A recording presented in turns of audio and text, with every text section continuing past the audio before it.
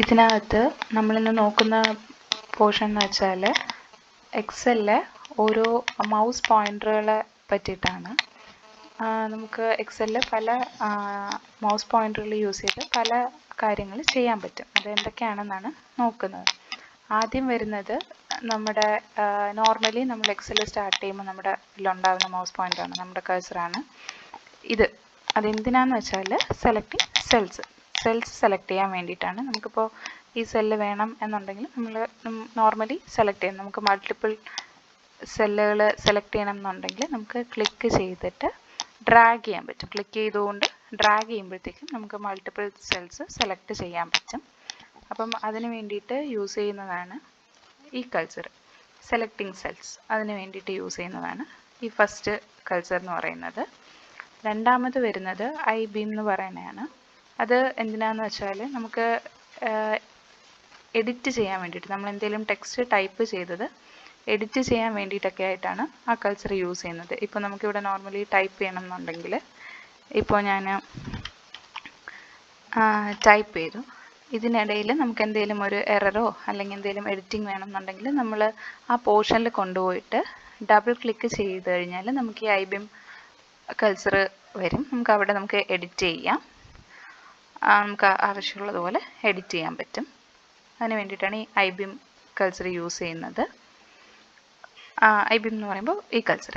ഇനി മൂന്നാമതായിട്ട് നമ്മൾ പറയുന്നത് ഫിൽ ഹാൻഡിൽ എന്ന് പറയുമ്പോഴത്തേക്കും ഇതാണ് അത് വരുന്നത്. ഇതെന്താണെന്ന് വെച്ചാൽ used for coping formula or extending A data series. ഒരു ഡേറ്റ സീരീസ് എക്സ്റ്റെൻഡ് ചെയ്യാനോ ഇല്ലെങ്കിൽ നമ്മൾ എന്തെങ്കിലും ഒരു ഫോർമുല ചെയ്തിട്ട് അത് റിപ്പീറ്റ് ചെയ്ത് കോപ്പി ചെയ്യാനോ ഒക്കെ വേണ്ടിയിട്ടാണ്. ഇപ്പോൾ ഡേറ്റ എക്സ്റ്റെൻഡ് ചെയ്യുക മീൻസ് ഇപ്പം നമ്മളിവിടെ ഹലോ എന്ന് ടൈപ്പ് ചെയ്തു, ഇത് നമുക്ക് ഇവിടെ എല്ലാം അത് സെയിം വേണം എന്നുണ്ടെങ്കിൽ ഈ സെല്ലിൻ്റെ ഈ കോർണറിലായിട്ട് കാണുന്ന ഇവിടെ നമ്മുടെ കഴ്സർ കൊണ്ടുവരുമ്പോഴത്തേക്കും നമ്മൾ ഈ പറഞ്ഞ ഫിൽ ഹാൻഡിൽ കഴ്സർ വരും. അത് ക്ലിക്ക് ചെയ്തുകൊണ്ട് ഡ്രാഗ് ചെയ്ത് കഴിഞ്ഞാൽ നമുക്ക് റിപ്പീറ്റ് ചെയ്ത് ആ സെയിം ഡേറ്റ നമുക്ക് റിപ്പീറ്റ് ചെയ്യാൻ വേണ്ടി പറ്റും. അതിനാണ് ഈ ഫിൽ ഹാൻഡിൽ എന്ന് പറഞ്ഞ കഴ്സർ യൂസ് ചെയ്യുന്നത്.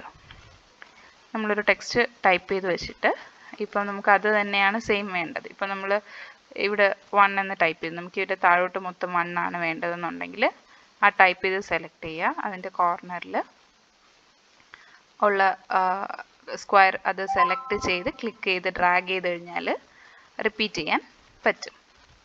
അടുത്ത് നാലാമതായിട്ട് വരുന്നത് ഇതാണ്.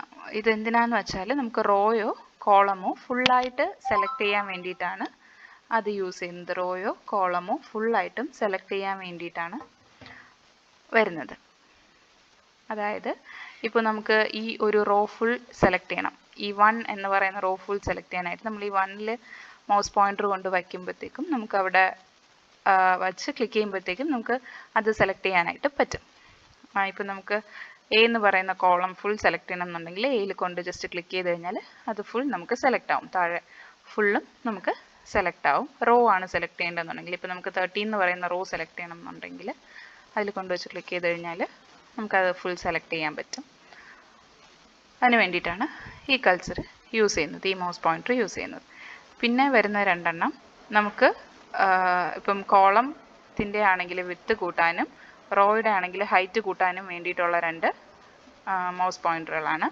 ഇപ്പം നമുക്ക് എ എന്ന് പറയുന്ന കോളത്തിൻ്റെ വിഡ്ത്ത് കൂട്ടണം എന്നുണ്ടെങ്കിൽ ഈ എ എന്ന് പറയുന്ന കോളത്തിൻ്റെ എൻഡിലായിട്ട് കൊണ്ടുവച്ചിട്ട് നമ്മുടെ ക്ലിക്ക് ചെയ്തുകൊണ്ട് ഡ്രാഗ് ചെയ്ത് കഴിഞ്ഞാൽ നമുക്ക് അതിൻ്റെ വിഡ്ത്ത് കൂട്ടാൻ പറ്റും.